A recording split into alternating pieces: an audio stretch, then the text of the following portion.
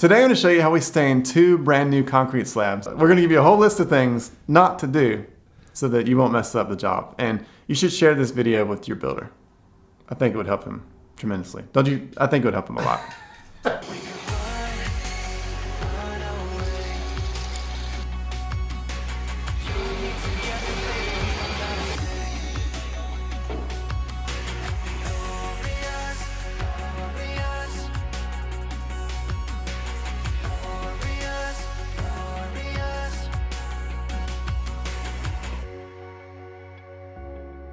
This project is a basement floor on a new cabin in the mountains of Western Virginia. And the first thing we're going to do today is just clean the floor. Like I said, it's new concrete and they actually kept it pretty clean. So we're just running our buffer across the floor with a sanding screen, and that's getting a lot of the dirt off the surface, and it's opening the pores of the concrete up so that our stain will penetrate. We're going to scrape all the lines clean, we're going to vacuum up all the dust, and we're going to be ready to apply our acetone-based dye. It's pretty rare to get a project like this where we can stain the concrete without having to grind it first. Most of the time, it seems like staining the concrete in the basement is an afterthought. So we'll show up on a job kind of like this one, and the floor would be covered in paint or clear sealer or whatever, and we would have to grind the entire surface off of the concrete before we can stain it. But if you can stain the concrete like this without grinding it, I just think it looks better. It's going to have a lot more natural color variation, and you can even see some of the texture of the way the concrete was troweled when they put it down.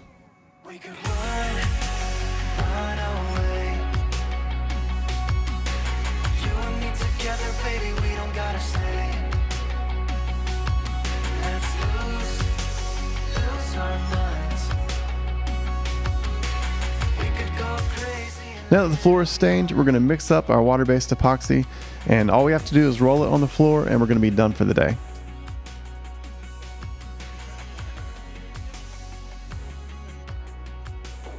This project turned out to be one of the nicest ones that we've done in a while, and that's because the builder really took a lot of care in keeping the floor nice during the construction process. There are a couple of big mistakes that people make when they're planning to stain a concrete floor. Number one, you shouldn't cover the concrete for the first month after you pour it. As the concrete is curing in that first month, water is evaporating out of that slab, and if you put anything on the concrete for an extended period of time, it will slow the evaporation rate, and that changes the color of the concrete. So that means that in the first month after the concrete is poured, you can't do something like setting a 4x8 sheet of plywood on the floor and leave it in one spot for a while, because if you do, there'll be a shadow in the shape of that plywood permanently cured into the concrete. You also shouldn't cover the floor with plastic or paper either. If you use paper where you overlap the paper on each row, it'll actually cure a dark strip in the floor. And then if you use plastic, the wrinkles in the plastic will actually change the color of the concrete too. So just need to avoid both of those things. Okay, we're back on day 2. All we have to do today is mix up our urethane. We're going to roll that on the floor and we're going to be done with this project. The job usually looks good enough to be finished before we put the urethane on, but we always like to add one more coat. It just helps to even out the sheen, and it also makes the floor a little more durable.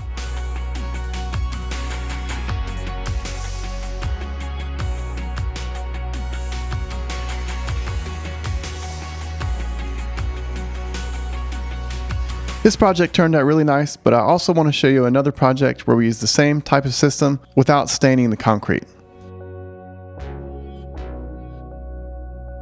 Okay, I just told you not to cover the concrete, so I figured I should tell you a few things that you can do to make sure that your job comes out as good as possible. Number one, it's important to keep the concrete clean for the first 2 or 3 weeks after it's been poured.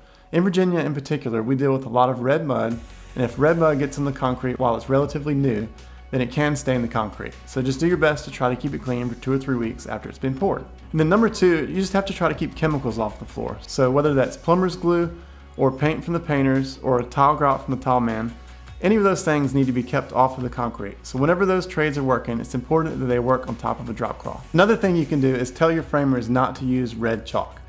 Red chalk line is permanent, we can't get it up, we can't sand it up, so don't use red chalk. Tell them they should use blue or white. And this one always surprises most people, but drywall mud actually doesn't hurt the concrete. It sands off pretty easily with our buffer, so don't worry about covering the floor when they're hanging and finishing drywall. This floor is a lot dirtier than the other project. There's a lot of paint drips on the floor, There's a few rings from where they sat paint cans down. There's some glue on the floor. There's all kinds of stuff. So we're still going to try to not grind the concrete though. We're going to use our buffer and just sand the surface of the concrete. We take razor blades, we scrape up as much glue and as much paint as we can. Sometimes you have to kind of take the good with the bad. We'd rather not grind the cream off the top because it takes away from the look. So we're just going to get it as clean as we can, and then we're going to seal it. People request gray stained concrete all the time, but I personally think just sealing natural gray concrete looks a lot better than trying to stain it gray. So we did a few samples for this homeowner and he agreed with me. So we're just going to seal this one today without applying any color.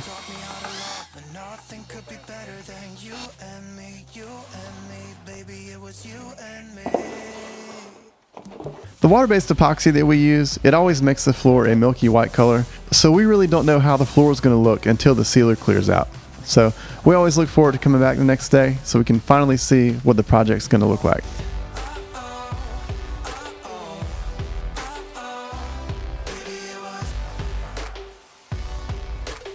Hey, my name is Tim with Decorative Concrete of Virginia. I make a lot of videos like this one, so if you want to see more like it, hit the subscribe button down below. Okay, this is the next day. We're going to put urethane down and we'll be finished with this one. We've been using the same stain and seal concrete system for about 15 years now, and I've actually been working on courses that will teach you how to do the same systems you see in all of my videos. So if you want more information about that, it'll be the first link in the description down below.